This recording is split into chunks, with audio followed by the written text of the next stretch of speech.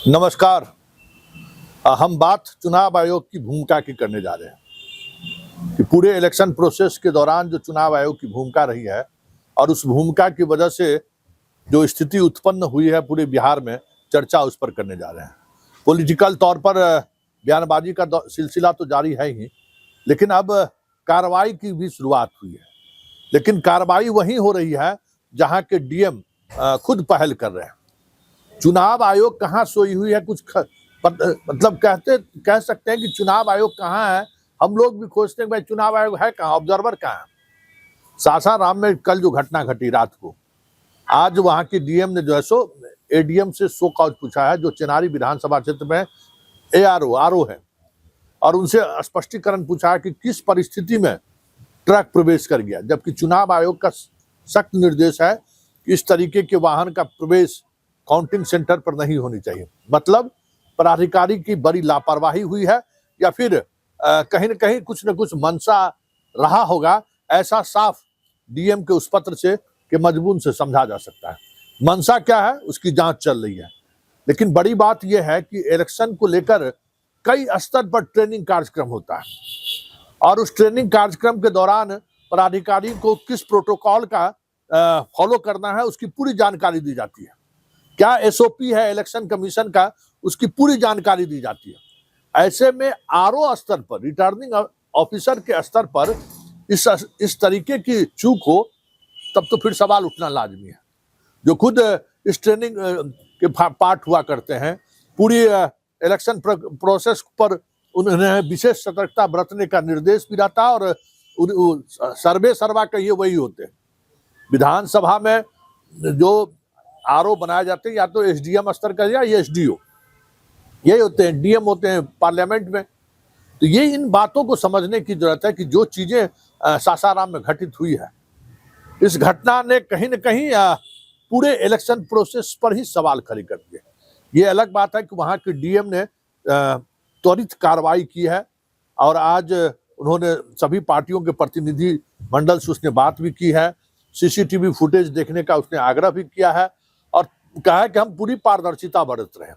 जरा सुनिए वहां की जो डीएम साहिबा है, महिला डीएम है, उन्होंने क्या कहा है, जरा आप पहले सुन लीजिए। प्रत्याशी हूँ, मेरा गला में लटका हुआ था। ये बताइए कोई इंजरी कुछ ऐसा है या जांच करा लिया जाए? चलिए आपका जांच करा लेते हैं, एक्सरे करा लेते हैं। अरे यहाँ देखिए मैडम, रुकिए, यहाँ पे मत करिए, हॉस्पिटल चलते हैं, वहाँ पे दिक्कत है मैडम बता रहे हैं ना, आप चल के दिखा लें। एक्सरे सब करवा लेते हैं। एक्सरे क्या होगा, टूटा थोड़ा है, लड़का कहाँ टूटा है? तो इंजरी मान लीजिएगा ना। चलिए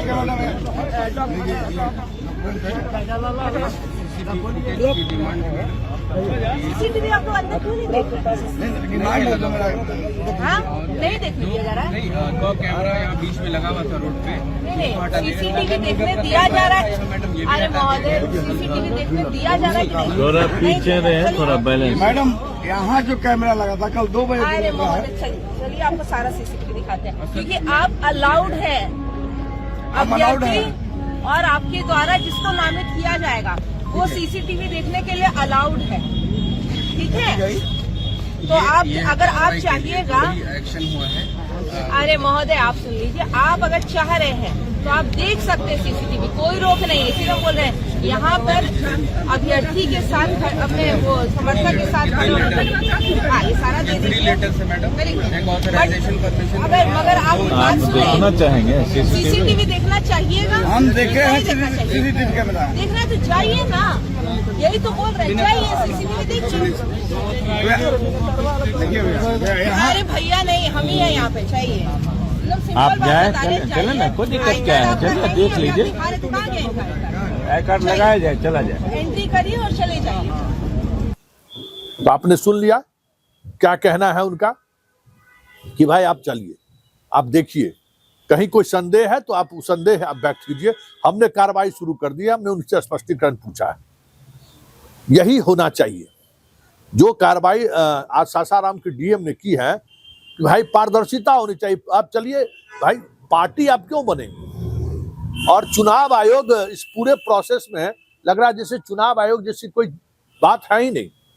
हम लोग वो भी दौर देखे हैं जब टीएन सेशन के जमाने की चर्चा सुनते हैं। केजे राव को तो हम लोगों ने खुद देखा है।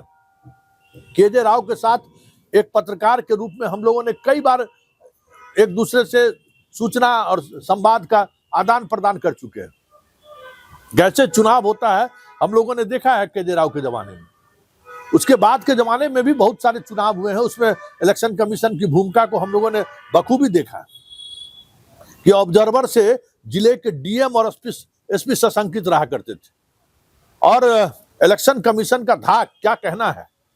लेकिन आप देख लीजिए न कहीं पूरे प्रदेश में पूरे इलेक्शन के दौरान कई जगह हमने मोदी का क्या कर सकते हैं कि प्रचार नुमा उनका दीवार पर पेंट किया हुआ देखा, कई जगह होर्डिंग हमने देखा, कहीं कोई कार्रवाई नहीं, लगा ही नहीं कि इलेक्शन कमीशन इलेक्शन करा रही है। जहां के डीएम इस बात को लेकर गंभीर हैं कि भाई हमारे ऊपर अगर कुछ क्लेम हो रहे हैं, शिकायतें हो रही है तो हम अपनी पूरी पारदर्शिता बरतें।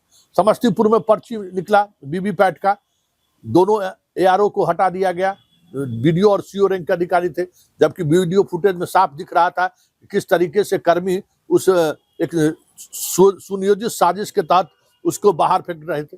लेकिन मोतिहारी में जो बड़ी भूल कह सकते हैं, नहीं जो कुछ हुआ है वो बहुत ही गंभीर मसला है कि आप चुनाव कराने के दौरान मास्टर साहब का छूट गया क्या कहते हैं वीवीपैट का पर्ची और 172 पर्ची स्कूल में ही गिर गया और आप कह रहे हैं कि भूलवश ऐसा हुआ है और अभी तक उस मास्टर पर कार्रवाई नहीं हुई है या जो भी पीठासीन पदाधिकारी वहां रहे उस पर कोई कार्रवाई नहीं हुई है।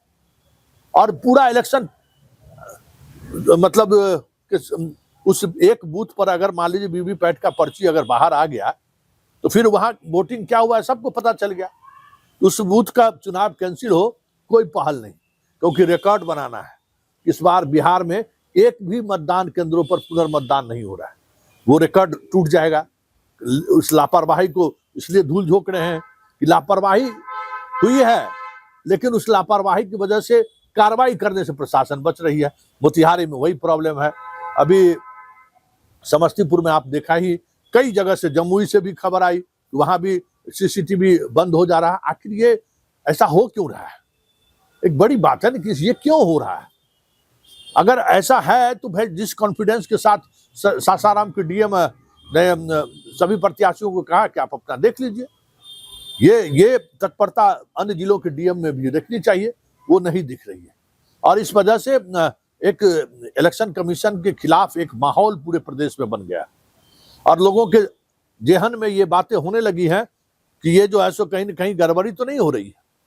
और अगर ये शंका चुनाव के परिणाम को लेकर कह सकते हैं कि व्यक्त होनी शुरू हो गई, तब तो फिर इस चुनाव का मतलब क्या है?